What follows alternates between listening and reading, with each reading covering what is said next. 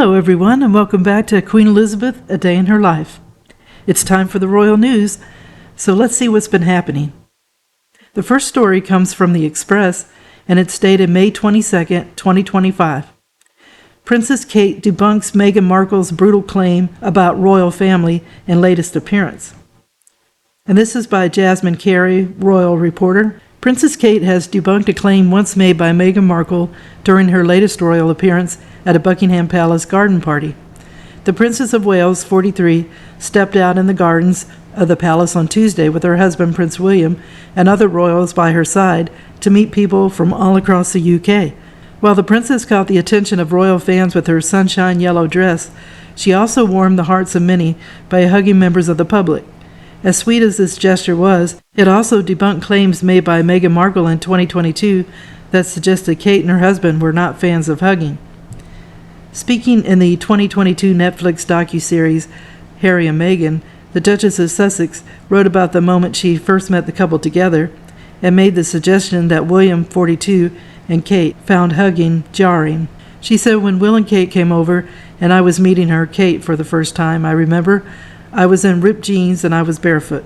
Like I was a hugger, I've always been a hugger. I didn't realize that this is really jarring for a lot of Brits. I started to understand that the formality on the outside carried through on the inside."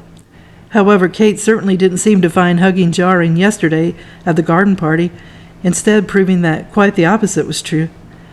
Like on the most royal engagement she does, the princess could be seen putting people at ease, sharing laughs and giving hugs, something that Kate has done time and time again over the years. This was praised by royal fans online, with one even dubbing Kate the Princess of Hugs after a picture of Kate hugging Holocaust survivor Stephen Frank at a garden party, and it circulated online yesterday. One fan wrote on X, "She's a hugger." Another said, "And who said the royals didn't hug? This is pure joy at seeing someone, not something staged for the cameras." Someone else wrote, "How lovely to see this. He must be so happy to have this big hug from Catherine." And this isn't the first time the princess has been seen hugging the public, with Kate often showing affection to members of the public on royal engagements over the years. The second story comes from Express and is dated May 21st, 2025. Royal Butler set to launch bombshell new intimate memoir. Princess Diana's former royal butler is set to release a new book in September. And this story is by Emily Ferguson, royal editor, and Jasmine Carey, royal reporter. Princess Diana's former royal butler, Paul Burrell, has announced that he has written a deeply personal and intimate memoir about his life behind palace walls. The new book, titled The Royal Insider, reveals untold stories of his life working for the royal family and will be published in September. While he has published a memoir before called A Royal Duty, Burrell now wants to tell his story in full. The book will give royal fans a rare insight of untold stories of his life with the royals, the publisher said. This will include an insight into the breakdown of Charles and Diana's marriage and his complex relationship with Prince William and Harry, and Prince Harry, who he watched grow up.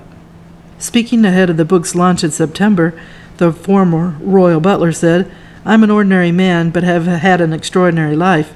I have been humbled to stand beside and know such inspirational and unique human beings.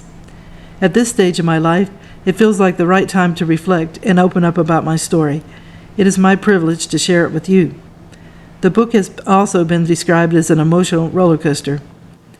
The royal family has not commented publicly on the matter. Burrell's first book, A Royal Duty, published in 2003, sent shockwaves around the royal household at the time. It is believed the royals have been mistrustful of Mr. Burrell since his book was released, with Prince William and Harry issuing a statement from Clarence House in 2003, claiming the publication was a cold and overt betrayal of their mother. Ahead of the book's publication in 2003, series of the memoir were made public. This led to Clarence House issuing a statement on behalf of the princess. As reported by The Guardian, it read, "We cannot believe that Paul, who was entrusted with so much, could abuse his position in such a cold and overt betrayal. It was not only deeply painful for the two of us, but also for everyone else affected, and it would mortify our mother if she were alive today, and if we might say so, we feel we are more capable to speak for our mother than Paul. We ask Paul please to bring these revelations to an end. The book still went on to be published. The third story comes from The Telegraph, dated May 16, 2025. The king has revealed that he is now on the better side of his cancer treatment. He spoke candidly to a former cancer patient during a visit with the Queen to celebrate Bradford's status as the UK's City of Culture. The monarch has been receiving weekly treatment since he was diagnosed with an undisclosed form of the disease in early 2024. Flora's Safina Khan said he gave her the thumbs up when she asked about his health and told her, "I'd like to think I'm on a better side of my cancer journey." He asked me how I was, and I asked him how he was. There was some pleasantries towards the end, but it was a lovely conversation.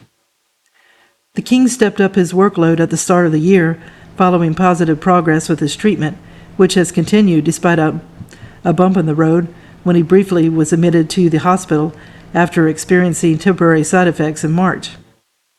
On Friday, the monarch was joined by his elder son for a service at Westminster Abbey, during which the Prince of Wales was installed as a Great Master of the Order of the Bath. Prince William attended the service for the first time, having been appointed to the ancient order last year. Meanwhile, the king took part for the first time as a sovereign of the order, which is awarded to the members of the military or civil service for exemplary work, and this year celebrates its 300th anniversary. Father and son, both dressed in the order's billowy crimson satin robes, arrived at the Abbey's Great West Door separately shortly after 11 a.m., to be greeted by the Very Reverend Dr. David Hole, the Dean of Westminster. Inside, the king greeted his son warmly with an affectionate pat on his shoulder before they enjoyed a brief jovial conversation with the dean in the chapel of St. George. They then pressed through the church with officers, knights, and the Dame Grand Cross of the Order before taking their seats in the choir. The king was accompanied by his young page Guy Tryon, 10, the son of his godson Lord Tryon, and the grandson of the late Lady Dale Tryon, an Australian socialite who enjoyed a close relationship with the king in his younger years. The service was conducted by the dean, who read the lesson from St. Paul's epistle to the Philippians, chapter 4, verses 4 through 8, and gave the address. The service for the Order of the Bath takes place every 4 years, with the monarch traditionally attending on only every other occasion, and the Prince of Wales as Great Master attending every service. The king, as the Prince of Wales, last attended in May 2022.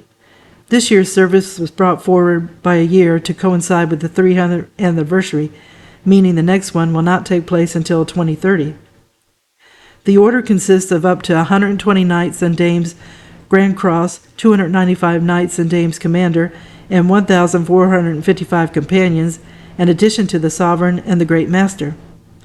It is the fourth and most senior order of merit after the orders of the Garter, the Thistle, and of St. Patrick.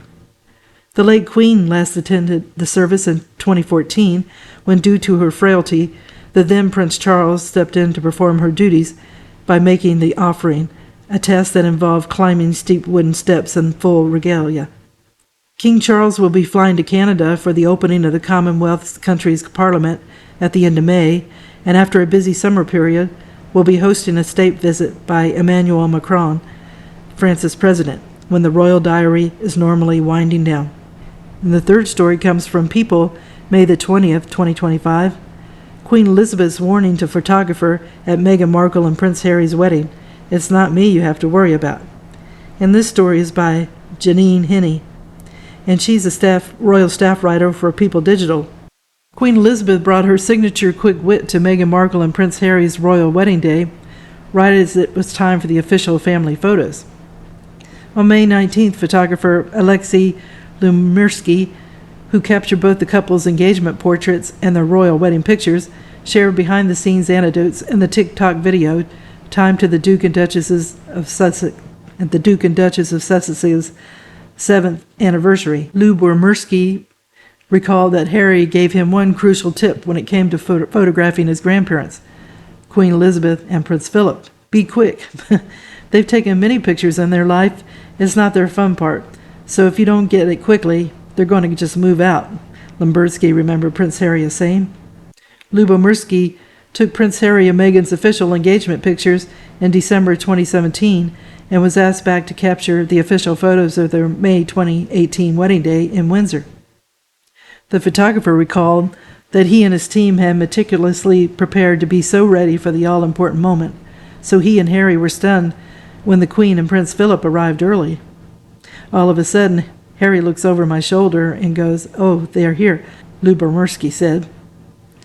With nothing ready for the formal family portraits, Lubomirsky and Harry scrambled to gather the group and get everyone in position in the green drawing room at the Windsor Castle. Lubomirsky said that when it came clear the photo session was running behind, he asked Queen Elizabeth's assistant to pass along his apologies, but was told he'd have to deliver the message himself. "I'm terribly sorry, Your Majesty. We're going to be about 5 minutes," he recalled telling the monarch, and she looked at me and said, "It's not me you need to worry about." It was a subtle but unmistakable nod to Prince Philip, whose famously short patience was well documented. The late Duke of Edinburgh once snapped at a photographer to just take the effing picture when a portrait session dragged on too long. Lubomirsky said he eventually managed to get everyone into position, and the TikTok video cut to the result, his now iconic portrait of the newly minted Duke and Duchess of Sussex surrounded by their family. Queen Elizabeth and Prince Philip were seated to their right, and the future King Charles and Queen Camilla, Meghan's mother, Doria Raglan, Prince William, Kate Middleton, Prince George, Princess Charlotte, and the other pint-sized page boys and bridesmaids flanked around. I had all the kids there, some on the floor, some standing, some on laps, just trying to get a bit of informality to it, the photographer said. The photographer said of his idea to make the formal picture feel fresh. With royal photography, there's an etiquette, a hierarchy, and certain formalities you have to adhere to, so there's not much you can do differently. But I tried to break it where I could, he said.